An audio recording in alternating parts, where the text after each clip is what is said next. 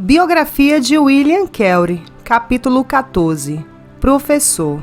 O dia 5 de março de 1801 foi uma data que ninguém na casa missionária de Serampu iria esquecer. Quando os evangelhos individuais foram traduzidos, eles foram impressos como volumes únicos. Contudo, neste dia, o primeiro Novo Testamento completo em bengali saiu da prensa. O belo livro preto encapado em couro foi colocado na mesa de comunhão da capela, e toda a comunidade se reuniu para fazer orações de agradecimento por ele. Ninguém ficou mais agradecido que William Carey. O Novo Testamento representava 8 anos de seu trabalho, sem mencionar os 15 meses de trabalho da equipe de impressores, além dos dobradores que trabalhavam sob o comando de William Hard na gráfica. Embora fosse um dia maravilhoso de celebração, ninguém na capela tinha ideia alguma do papel que o Novo Testamento em bengali desempenharia em salvar a missão. Longe do outro lado do mundo, a Europa estava em alvoroço. A guerra entre os ingleses e os franceses vinha se arrastando havia anos. Além disso, o líder francês, Napoleão Bonaparte, levara seu exército à vitória sobre vários países europeus.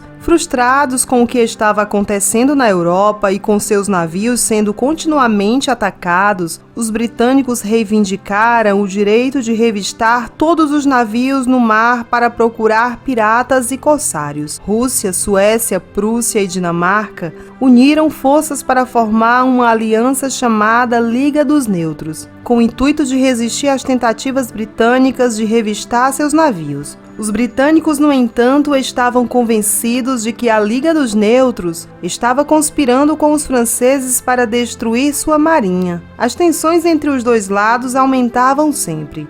Na Índia, porém, as notícias desses acontecimentos demoravam a chegar e as coisas continuavam como de costume. Assim que mais novos testamentos bengalis fossem encadernados, William enviaria um exemplar a cada pessoa que assinou o trabalho da gráfica e às outras pessoas importantes que demonstraram interesse pelo trabalho da missão. Um exemplar foi enviado ao rei da Dinamarca com uma carta agradecendo sua proteção em Serampu. Outra cópia foi enviada ao rei George III, na Inglaterra, e ainda outra cópia para o reverendo Brown em Calcutá. Foi essa cópia específica do Novo Testamento que acabou sendo usada para salvar o trabalho da missão. Em Calcutá, muitas mudanças estavam ocorrendo. O governador-geral, Lord Wellesley, era um homem muito inteligente que ficara muito preocupado com os jovens funcionários enviados da Inglaterra para a Índia. Esses funcionários eram filhos de famílias inglesas ricas. No entanto, eles eram enviados com menos de 15 anos de idade.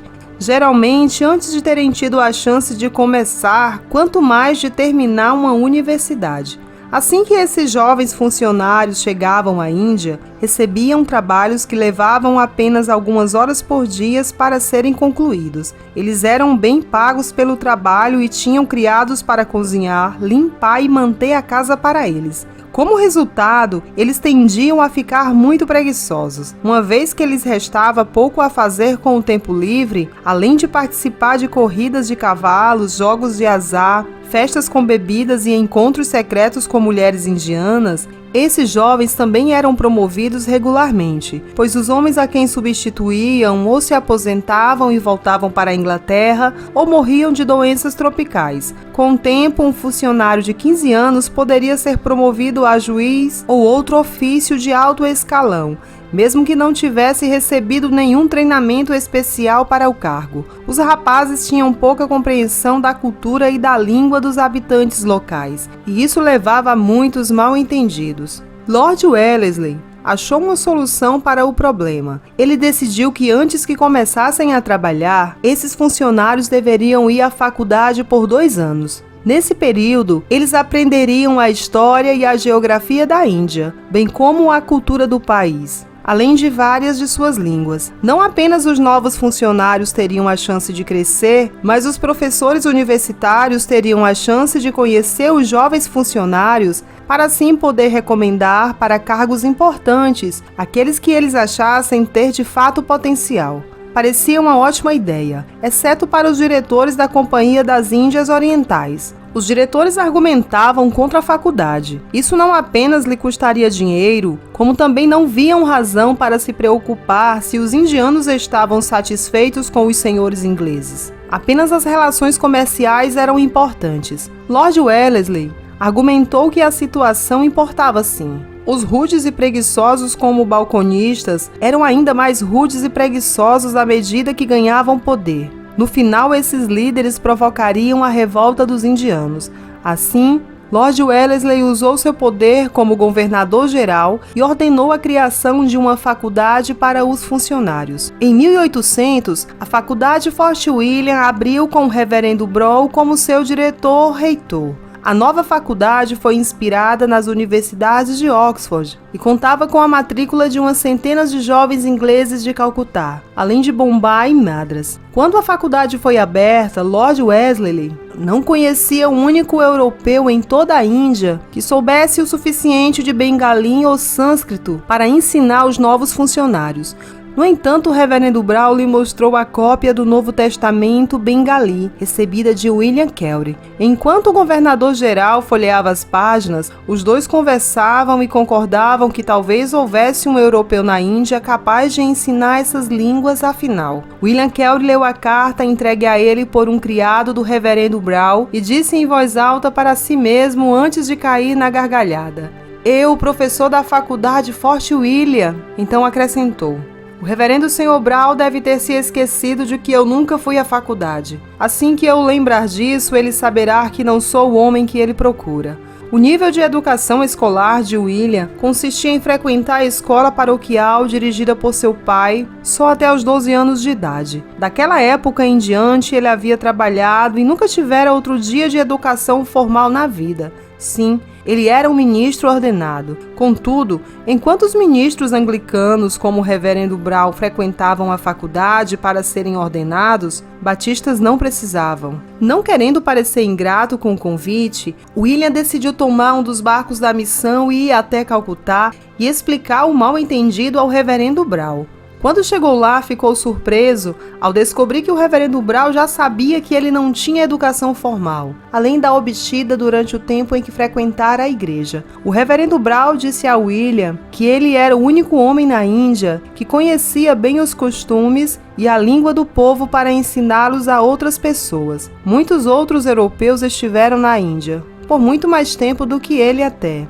No entanto, tinham vivido no mundo mimado dos criados e da sociedade inglesa da classe alta, e tinham pouca noção ou interesse pelo povo indiano. William, por sua vez, falava a língua deles, lia suas publicações e sabia falar de maneira significativa com o povo. Diante disso, o reverendo Brough estava convencido de que William era o homem certo para ensinar bengali e sânscrito na nova faculdade. William, porém, não tinha tanta certeza. Mesmo assim, prometeu conversar com seus amigos missionários. "Que oportunidade maravilhosa!" exclamou Joshua. Por fim, após vários dias de reflexão e oração, William decidiu aceitar o convite. O homem que deixara a escola aos 12 anos estava prestes a assumir o departamento de línguas da faculdade Fort William. A aceitação do cargo por William Carey aconteceu bem na hora, porque 4 dias depois, no meio da noite de 8 de maio de 1801, as tropas britânicas invadiram Serampore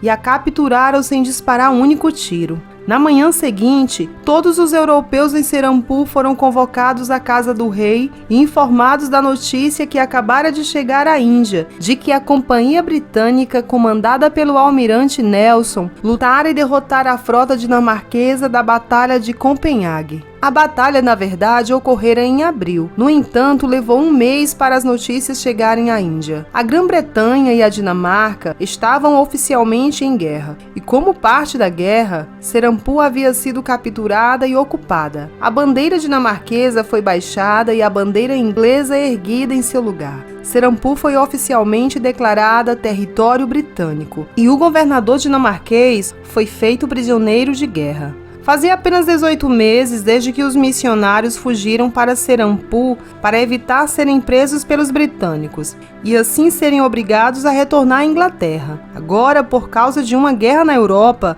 eles estavam mais uma vez vivendo em território britânico. Eles não contavam mais com a proteção contra a possibilidade de serem presos e deportados para a Inglaterra, exceto por uma coisa. O líder da missão era o mais novo membro docente da faculdade Fort William, o projeto do coração do Lord Wesley. Para sua surpresa, não houve mais nenhuma conversa sobre reunir os missionários e mandá-los para casa. Enquanto William ensinasse na faculdade, a permanência de todos seria permitida na Índia. Embora ele fosse o chefe do departamento de línguas na faculdade, William recebeu o título de tutor. Por se tratar de uma posição do governo e ele não era membro da Igreja da Inglaterra, William não poderia receber o título de professor. No entanto, o cargo vinha com alguns benefícios. William tinha um quarto para morar, comida de graça da sala de jantar e um salário de 500 rúpias, ou cerca de 65 libras mensais. Quando a casa de missões de Serampu for aberta pela primeira vez, ficou acordado que todo o dinheiro que os missionários ganhassem entraria em conta comum.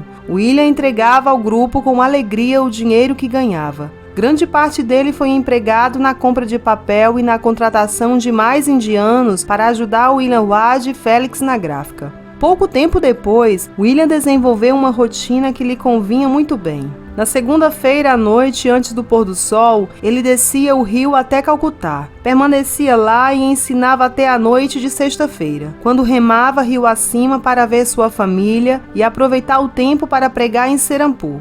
Durante sua ausência, William Wade cuidava dos 2 filhos menores de Kelly. Félix era assistente de impressão em tempo integral de William Wade. E William Júnior, então com 13 anos, trabalhava depois da escola no departamento de encadernação. Jarvis, com 8 anos, e Jonathan, com 5 anos, permanecia sob o cuidado firme e mais gentil de Hannah, que também cuidava de Dolly Kelly quando William estava fora. Nesse período, Dolly já se encontrava completamente desequilibrada e precisava ficar confinada no quarto. A guerra entre a Grã-Bretanha e a Dinamarca acabou, e 6 meses após a captura da cidade, os britânicos devolveram Serampu ao governo dinamarquês. Ao mesmo tempo, a missão continuava a crescer. A esposa e as filhas de Krishna Pal encontraram coragem para serem batizadas como a esposa de Goku. Milhares de panfletos evangélicos eram impressos e distribuídos, e muitos hindus que não se sentiam à vontade para conversar com os europeus iam sem despertar suspeitas à casa de Krishna, e isso bem tarde da noite para conversar com ele sobre o cristianismo.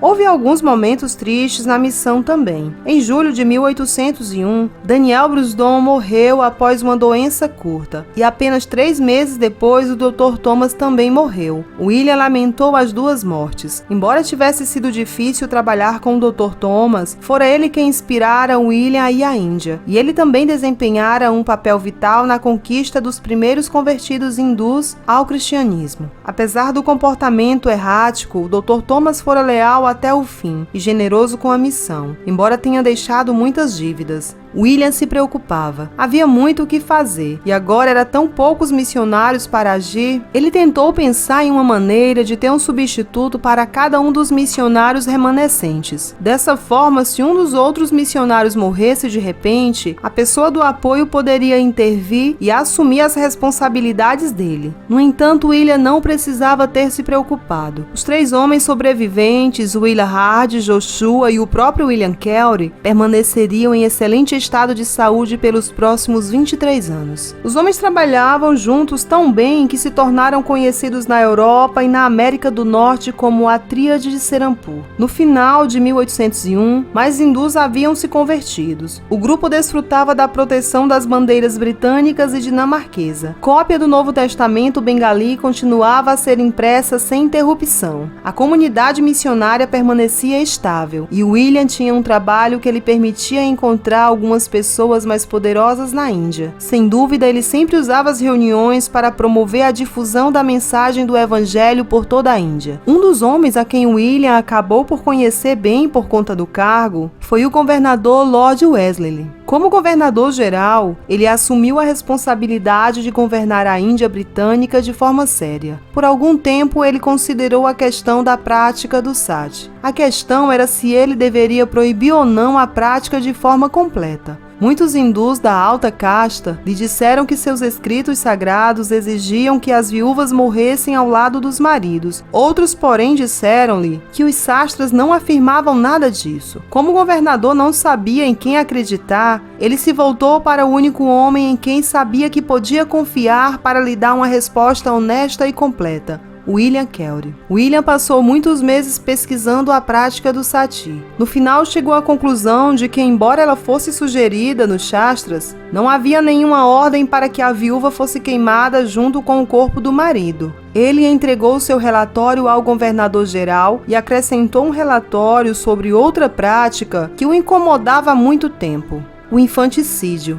De forma particular, a prática era realizada na ilha de Sagar, na foz do rio Ganges, onde bebês vivos eram jogados no rio para serem devorados por crocodilos, como uma forma de sacrifício humano. William esperava que o governador agisse para proibir o sati e o infanticídio. O governador-geral estudou ambos os relatórios de perto e, em 1812, ele emitiu uma lei proibindo o infanticídio. Quando chegou a vez do sati, no entanto, ele sentiu uma pressão crescente dos hindus para não proibir a prática. Então, embora discordasse da prática, permitiu que ela continuasse. Enquanto isso, a reputação de William como professor crescia a cada ano. Em 1806, as regras da faculdade foram mudadas, para que o título de professor lhe pudesse ser conferido.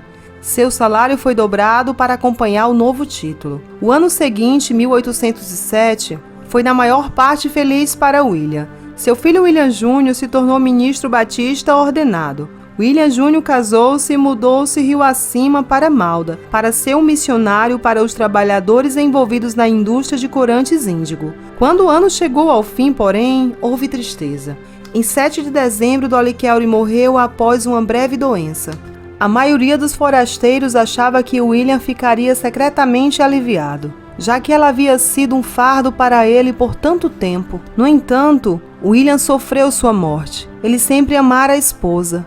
Quando as pessoas o instavam a colocar Dolly em uma instituição para problemas mentais, ele sempre recusava, dizendo que não importava o que acontecesse, ela era sua mulher, mãe de seus filhos, e ele a manteria consigo até o fim. Uma vez que Dolly Carey tinha sido um fardo para o marido, houve muita preocupação 6 meses depois, quando William anunciou que ele e Charlotte Roman iriam se casar. Charlotte era a condessa dinamarquesa que morava ao lado da casa, que se interessara de forma ativa pelo trabalho da missão desde os primeiros dias do batismo de Krishna. Todos na comunidade amavam Charlotte. Uma mulher brilhante e gentil. Havia apenas um problema. Ela era parcialmente aleijada. Quando contava 15 anos, o castelo onde morava com a família pegou fogo. Charlotte acordou e encontrou seu quarto cheio de fumaça. Em vez de escapar do fogo, ela correu atrás das chamas para despertar seus pais. Como resultado, todos escaparam vivos, mas as pernas de Charlotte ficaram tão queimadas que ela não conseguiria andar muito depois disso. Seus pulmões também haviam sido danificados pela fumaça, e às vezes lhe era difícil falar.